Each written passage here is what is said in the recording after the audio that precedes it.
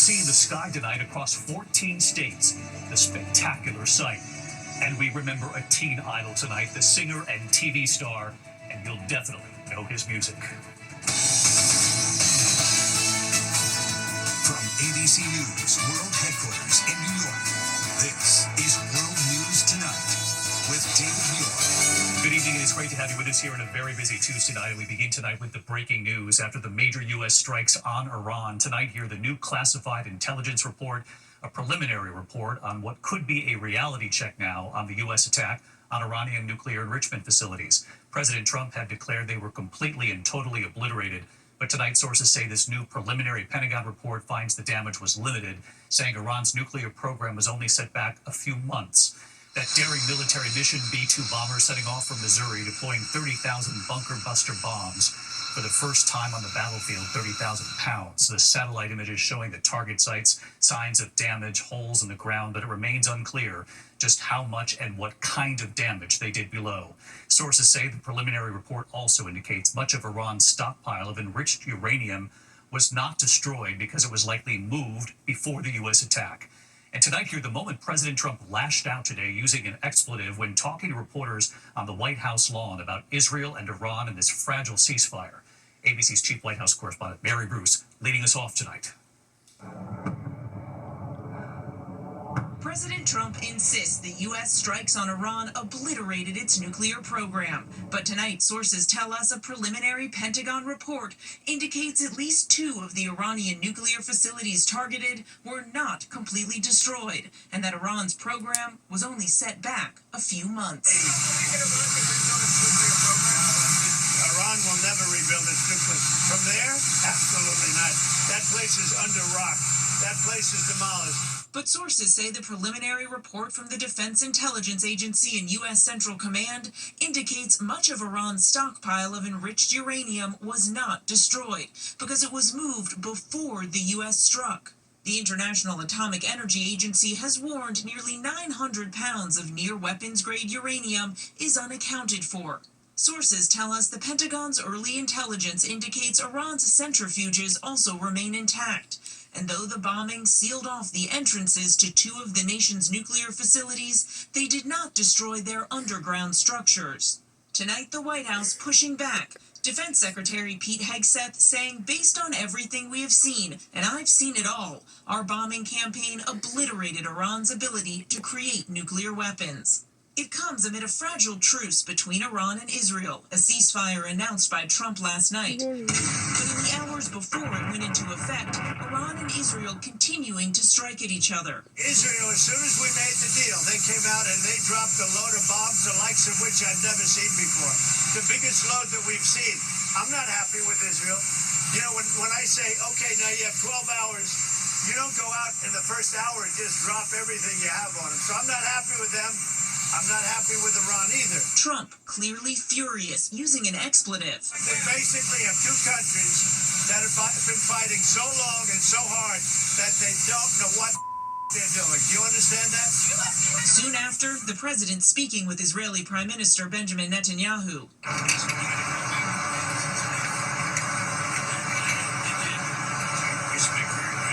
And tonight, both Israel and Iran committing to the ceasefire, which for now appears to be holding.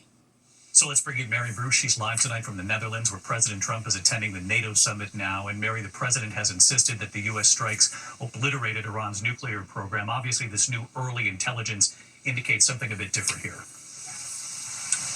It does, David. President Trump insists that the U.S. strikes against Iran obliterated and completely destroyed all nuclear facilities and capability. But sources say this early intelligence indicates that's not the case and that Iran's nuclear program was only set back by a few months. Now, again, David, this is only preliminary intelligence. We're still waiting on the final report. David. Mary Bruce traveling with the president. Mary, thank you. Let's get right to our chief foreign correspondent, Ian Pannell, live in Tel Aviv again tonight.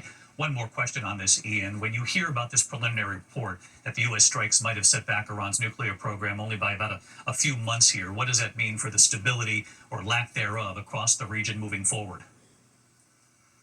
Well, David, I don't think it's just the Pentagon. We've got two sources telling ABC News it's too early to declare that the US and Israeli missions were successful. Remember those gigantic holes we saw in the mountain at the Fordo site? Well, the source is saying they still don't know how much enriched uranium may be moved from there in advance, or how many centrifuges in the country could still start up again. And one source calling the outcome at Fordo really not good. So despite Israeli Prime Minister Netanyahu backing Trump, saying that the mission at Fordo destroyed the site, we absolutely could find ourselves right back where we started, with more instability in the region and potentially another round of conflict. David? All, of course, preliminary, but will continue to follow us, these damage assessments. Ian, thanks to you as well. Back here in the U.S. tonight, into the other major news this Tuesday night, the life-threatening heat. More than 150 million Americans on alert, from Texas to New York, all the way up to Maine. Tonight, records have been broken across the East. 101 in Philadelphia, 102 in Boston, New York City reaching 99. The hottest temperatures in more than a decade. And factor in the humidity, you don't need me to tell you, it feels well above 100. Tonight, the power outages, the Amtrak train halted, and what this does to the body over several days of heat when it doesn't cool down at night. Last night, the low temperature in New York City was 81. So Ginger Z is here. When does this break? And Janae Norman tonight with the warnings over this life-threatening heat. Tonight, dangerous searing heat for millions. Power grids strained to the max. Anyone working outside is risking their life. Near Boston, 105-degree heat index in Norfolk. Two firefighters battling a blaze rushed to the hospital for heat exhaustion. FDNY Manhattan Borough Commander Brian Gorman telling me the protective gear that keeps firefighters safe also makes them swelter. The heat affects their decision-making ability, could affect the muscle capacity as you're operating at a fire, so it's very, very difficult, very challenging. Across the Philadelphia area, where they hit the century mark, we're out here digging trenches. Look at me.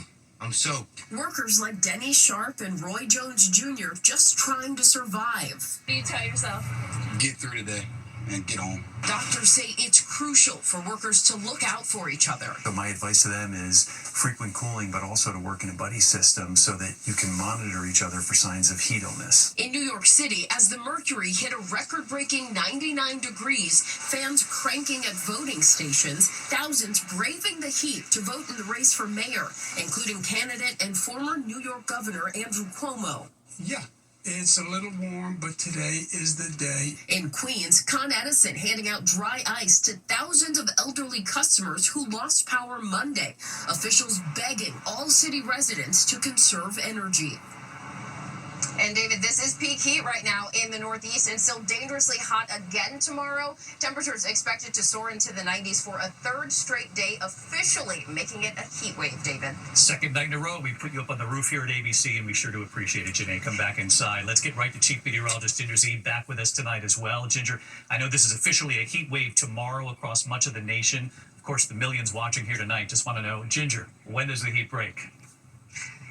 The heat breaks in about 24 to 36 hours, depending on your location. We will get to that, but let's start with how impressive this is, because this is not just daily record heat. This is all-time June record heat, meaning like Boston, Massachusetts at 102 today has never, and at least the time that records have been taken back to 1872, seen this type of heat in the month of June. Manchester, New Hampshire did it, Providence, Rhode Island, and Newark, New Jersey tied at 103. You mentioned that core body temperature and why heat is cumulative, and that can have a big impact on health. When you walk out the door for a third morning in a row and it feels like the 90s already, like it will in Philadelphia or Washington, D.C., that's a problem. That cold front approaches, but ahead of it, we're going to do one more afternoon with heat indices above 100 from Louisville and Memphis over to Philadelphia. Now, by Thursday and Friday, if you're in the Northeast or you're in Chicago, you have a brief reprieve, but look what happens. In Chicago, the temperature goes back into the 90s. The Mid-Atlantic, David, unfortunately, getting toward that hottest time of year, and they're not going to get a whole lot of relief. All right. We're going to enjoy the 70s, though, while they're here for a few minutes. Ginger Z with us tonight. Ginger, thank you.